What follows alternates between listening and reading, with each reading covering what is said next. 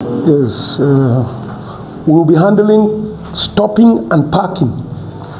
Driving is another thing. Stopping and parking appropriately is also another thing. Stopping. So this, first of all, the definition of stopping, right? Are we there? Stopping is the temporary stopping of a vehicle to set down or pick up passengers, lead or load or unload the vehicles. Are we there? So stopping is the temporary stopping of a vehicle, either to drop or take passengers or load or unload the vehicle. And you know when stopping, you have to stand for a couple of minutes, right? Are we there? Good. So that one is different. We have a point under here. It says, remain near the vehicle to be able to move if necessary. That's stopping. Not so. But parking now. This is the immobilization of a vehicle on the road or on the street. Soft shoulder. We know what a soft shoulder is now. The soft shoulder is the unpaved borders of the road, right? If this is our road, right, we have our broken lines. Not so. This side where there's ground by the roadside, like the one you see outside, that's a soft shoulder. And when it is paved, that means they have used tar to arrange it. It's called a hard shoulder. It's clear now?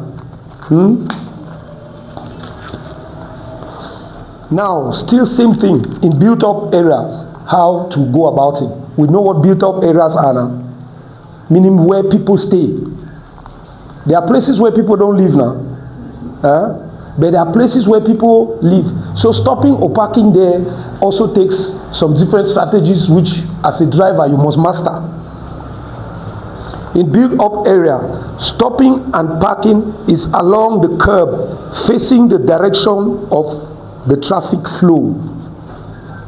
We talked about the curb here now. Who can remember? The curb. Let's take our road for example, right? From the front view, this is the pedestrian track. There's always a small bump here before the road, and on the other side, same thing. This is where pedestrians walk. Are we there? That's where pedestrians walk and cars walk here. Right? So when they say park close to the curb, this is the curb, this small bump, that elevation between the motorway and the pedestrian track. So you park close to the curb. Let's say these are our wheels now. You park close to the curb. A vehicle, forgive me, my drum is not the best, but we'll manage. The curb, have you seen it? Not on the pedestrian track. Because parking your vehicle on the pedestrian track pushes the pedestrians to use the motorway. Are you getting the concept? So when you are parking, the right way to park, stipulated by the law, is park by the curb, not on the pedestrian track. Right? Because if you park on the pedestrian track, anytime a pedestrian gets to that place, what happens? It goes down to the motorway to dodge your car now. And if the person is knocked down, it means who is faulty? The wrong parking now. So that's why it's a topic you must handle. On two-way roads, right? Parking is to the right. We all know what is a two-way road now. Parking is to the right. One-way road, parking is to the left. Are we there? Left or right anyway. Then outside of built-up areas, that means now off. It's not in the neighborhoods anymore where people live, right? Built-up areas, highways. Outside of a built-up area, it is preferable to stop and park on the soft shoulder to the right. We are there now. That's our soft shoulder there. If you want to park, you park to the right. Not so.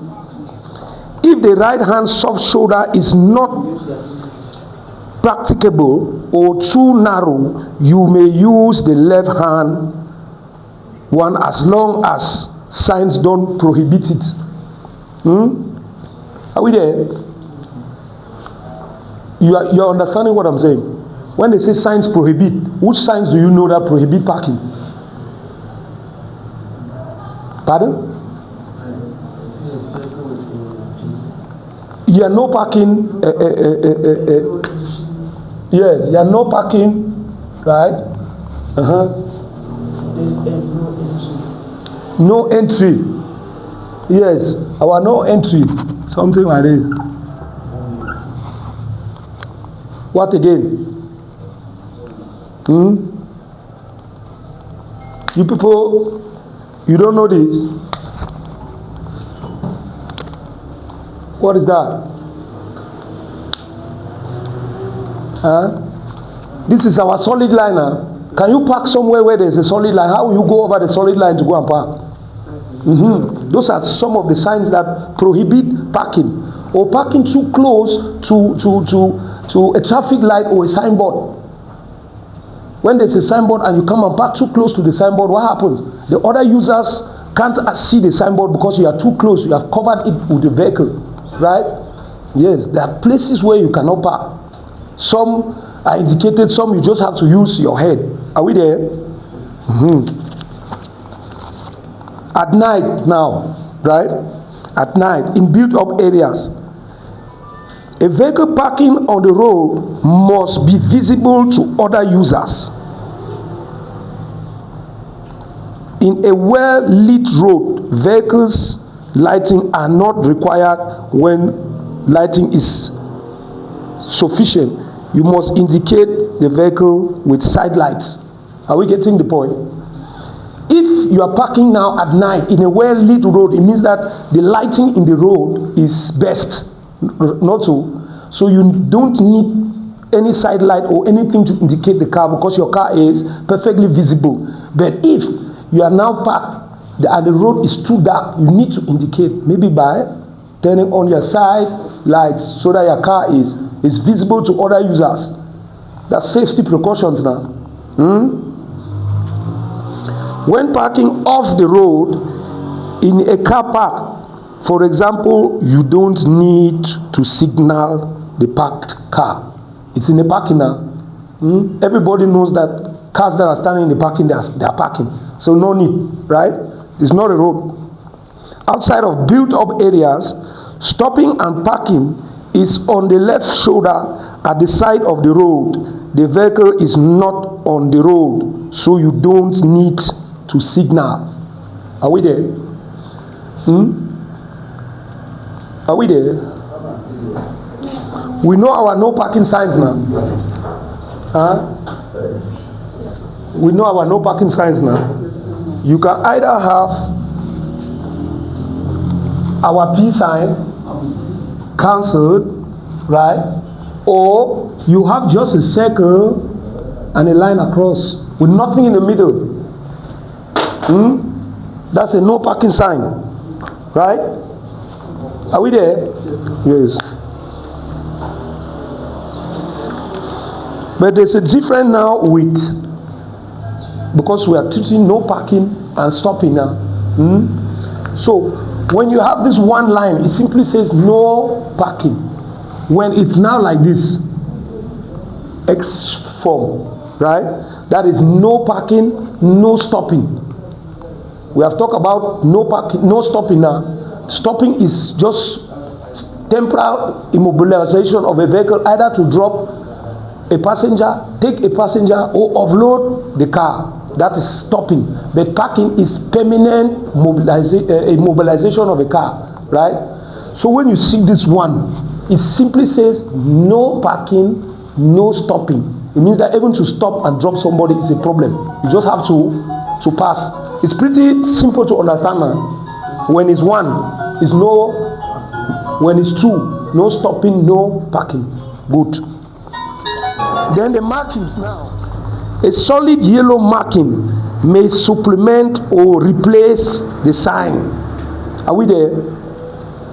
this sign now, no stopping, no parking. Now you see a solid yellow line by the roadside, meaning that you can meet both or either. You can either meet the signboard with the yellow line, solid line, or you meet the solid line without, but they all say the same thing. No stopping, no parking. Are we there? If you look in the image there, you will see there's an image with a yellow line there where the signboard is standing. Have you seen it? Yes, sir. Good. Then again now, the no parking, I think. A broken yellow marking may supplement or replace the sign. Broken line, stopping allowed, but no parking. It's the same thing now as our normal road signs. If the line is solid, it means what? No parking, no stopping. But if it's broken, it means stopping is permitted, but parking is prohibited. Are we there? It's straightforward now. To the left and the right. Prohibition to the right. Prohibition for goods vehicle only. As we said, we said what? Circles give order, triangles give warning, rectangles, triangles give warning. Rectangles, squares, or other shapes are more informative. So if they are talking now, for example, in this case, they are talking to goods vehicle. This is all on the same pole. The pole is standing. This is the no parking, no stopping. If they are applying to a specific group of vehicle, the information will be added here. For example, if I do this,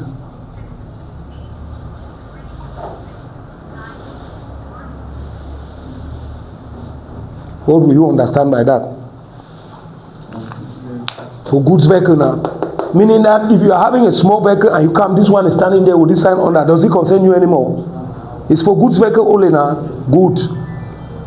You always have to identify. If there's nothing there, it applies to everybody. But if they want a specific category of vehicles, they will put an additional sign there, either a square, a rectangle, whatever, to give you the specific information needed to apply, that needs to be applied from the prohibition. Not so. No parking. Some prohibitions are not necessarily signaled by signs. You must not park, but stopping is authorized.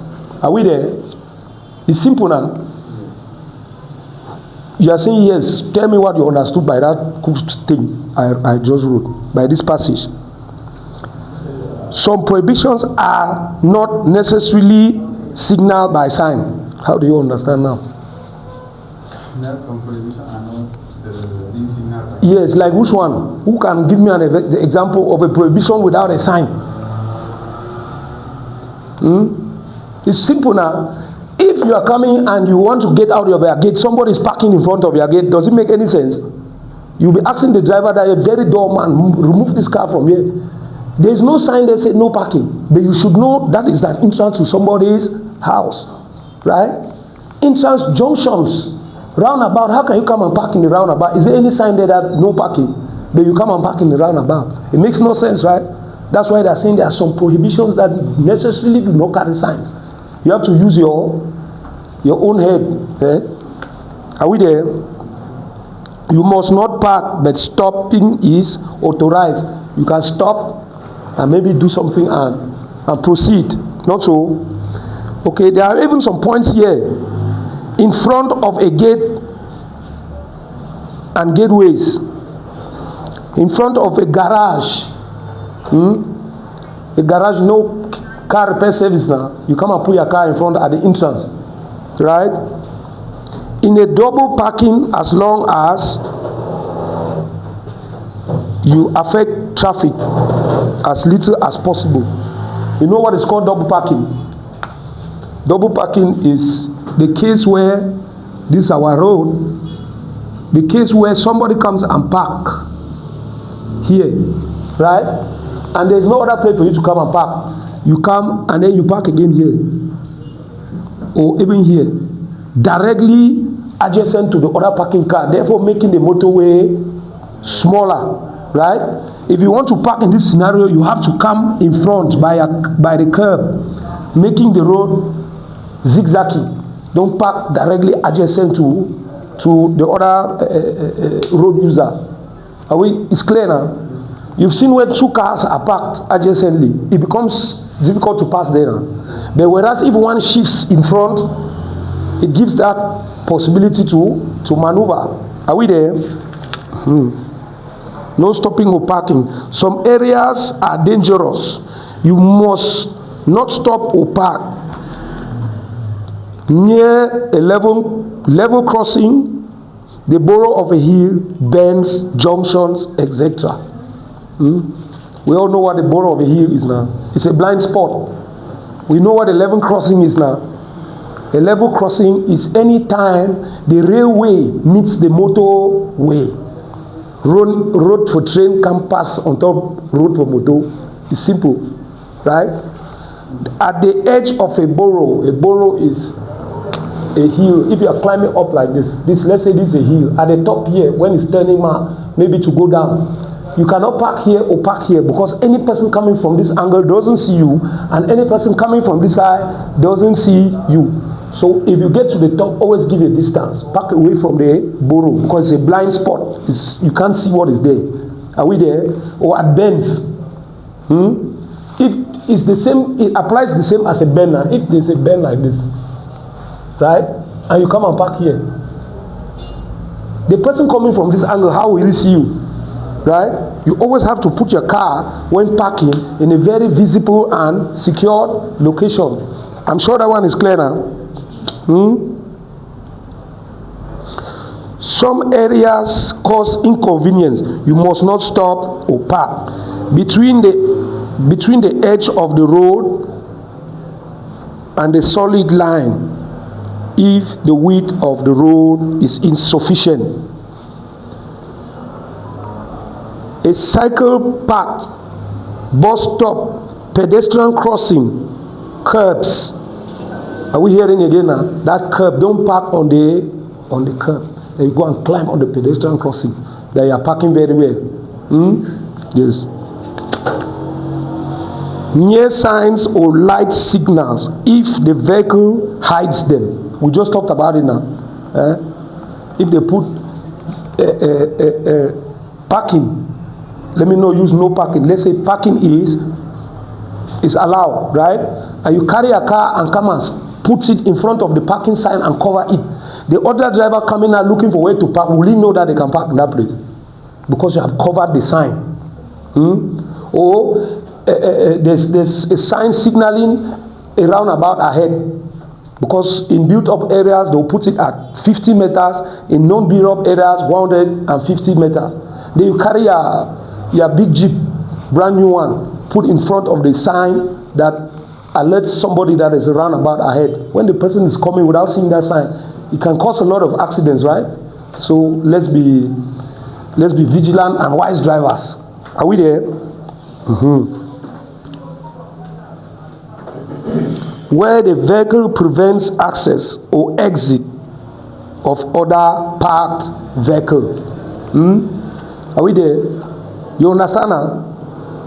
If somebody is parked, you don't come and park in such a way that you block.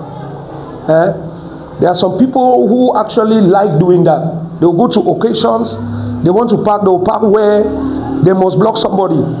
So that the MC will come, owner of car number, this number is this, please, can you move your vehicle? And then he gets up with his suit and he's walking, going out so that they should know he parked. Right? Don't do that. It's very wrong. Are we there? Types of parking. We are talking about parking. There are different types of parking now. Let's just go through some. First, who has been to Commission Avenue? We can be talking like this. Some people are just coming from Bafu. They have never been to Commission Avenue. Why are you laughing?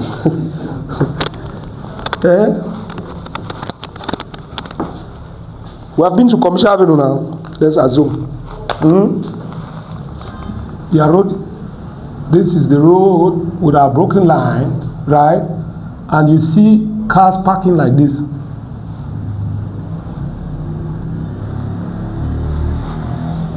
We have seen those now, along the Commercial Avenue.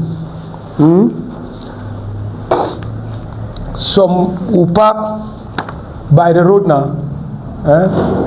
Let's say this is, they will park like this.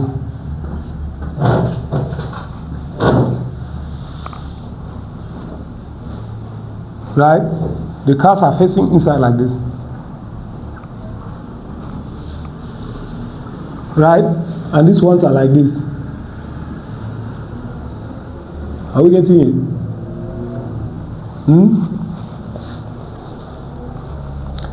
This straight parking, the one we are used to all around the whole place, right? That cars come and stand by the road. That's parallel parking. That's how they call it. Parallel parking. You can see from our illustration. This is it here. Have you seen it? It's the normal parking they do everywhere. And then parking side like this, in a slanty manner, right? That's angle parking. Parking in an angle. It's pretty simple to understand now. Then parking now straight. If here the parking is straight from the road, we have our road with our broken line, and then the parking is like this. It's done this way, straight, without slanting. Right? Without slanting the car. That is our perpendicular parking. So you have three main types of parking. Either you slant, right? You park parallelly or perpendicularly, right? It's pretty simple now. Any other question? If no other question, then thank you guys very much for your keen attention. Our class is over. Hope to see you tomorrow for your practicals. Are we there? Good.